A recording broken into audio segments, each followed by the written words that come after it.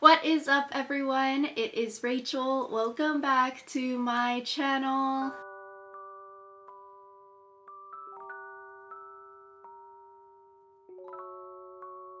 And so today's video is super exciting because we are going to be talking about some tips on how you can become a better writer, a more effective writer. So these will hopefully be helpful for any student, but also if you are applying to colleges soon, these are useful when writing your college application essays. So if you're new to my channel, hello, my name is Rachel. I graduated from UC Berkeley in the class of 2020, where I double majored in cognitive science and legal studies. Post-grad, I'm currently working as a paralegal in environmental law litigation, and last admissions cycle, I was an external undergraduate admissions reader with UC Berkeley. So if you're a student applying to colleges soon, you should definitely check out Study Hall College Consulting. It's a team of myself and other UC Berkeley grads where we specialize in reviewing college application essays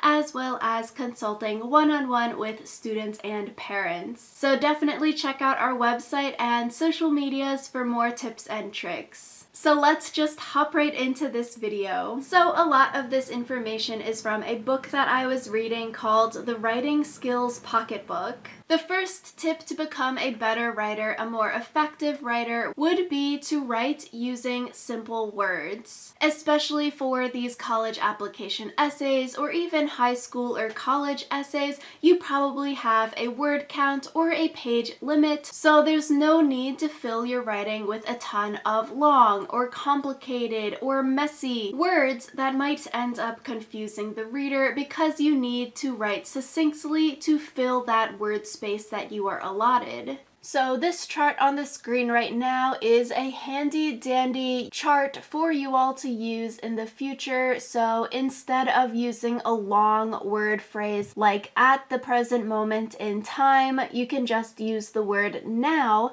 That cuts down on 6 words, this long phrase, at the present moment in time, 1 word, now. Similarly, instead of something like due to the fact that, you can change it to just because. Instead of in the majority of cases, you could use usually or mostly. For a phrase like as a consequence of, you could use the word because. So with this graphic, you can see, okay, how can I cut down on wordiness? How can I use simpler words? So instead of these long word phrases, you can use a replacement of 1 or 2 words, and it basically gets the same point across. This is a really great way to cut down on word count, as well as making your writing easy to read for the readers. Specifically for college admissions, you know, readers are reading a ton of application essays. They could be reading very quickly. If you're confusing the reader in the short amount of time that they're spending on your application, that is not good. So you want to keep your writing as simple to read as possible so it's easy to read and digest and make a decision on. Next up, to become a better writer, you want to write using short sentences. Although with this, you do want to be careful of having your writing sound choppy because you are only using short sentences that it sounds like you are writing at an elementary school level. So you shouldn't be saying like, I went to the park, I saw a dog. You can combine that and still have a sort of short sentence, I went to the park and saw a dog. Writing in short sentences basically means not having run-on sentences as your entire essay because that makes it harder to read and digest for the readers. Basically, when you're writing, you want to have a variety of sentence structures and lengths to make your writing sound interesting. Long sentences with many clauses can be difficult to read, they can be difficult to understand. Like I just said, readers are reading many application essays, so you are competing with all of the other essays that could take the reader's attention. If it's hard to read or confusing, then the readers might say, do not recommend for your application. So let's take a look at these 2 sample sentences. The reason reason long sentences are hard to read is that your short-term memory gets overloaded before you reach the end of the sentence and you forget what was said at the start and have to go back and reread earlier parts of the sentence, or start putting in additional punctuation such as commas to try to make it easier to understand. This is 61 words. Compared to long sentences are harder to read because your short-term memory is overloaded before you reach the end of the sentence. You forget what was said at the start and have to go back and reread earlier parts of the sentence. Writers may add additional punctuation such as commas to try to make it easier to understand. The total word count here per sentence is 21, 20, and 16.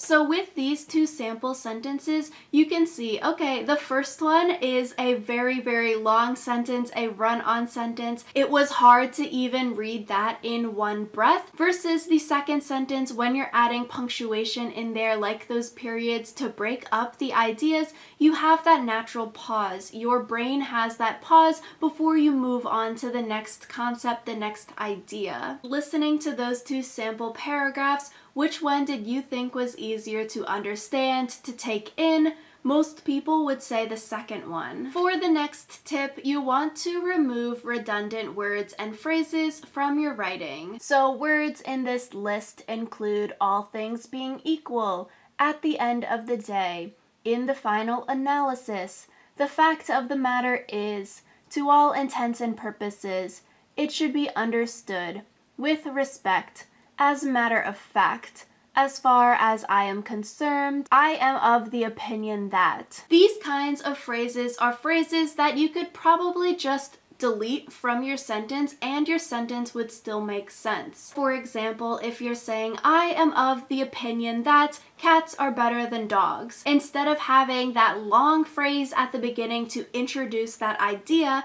you could just say, cats are better than dogs. As your essay, go into why you think cats are better than dogs. Going back to that first tip about using simple words, this is very similar. Cut down on word space, keep your writing easier to read by not having all these wordy phrases before you introduce the main meat of your essay. Especially with these college app essays, the word count is so limited, so no need to waste space on these filler words, but just jump right into the meat and potatoes of your essay, what you want to share with the admissions readers, because that is the most important part. That is the reason why you are writing these essays. Next up, you want to use verbs in your writing and not nominalizations. So a nominalization is a noun made out of a verb.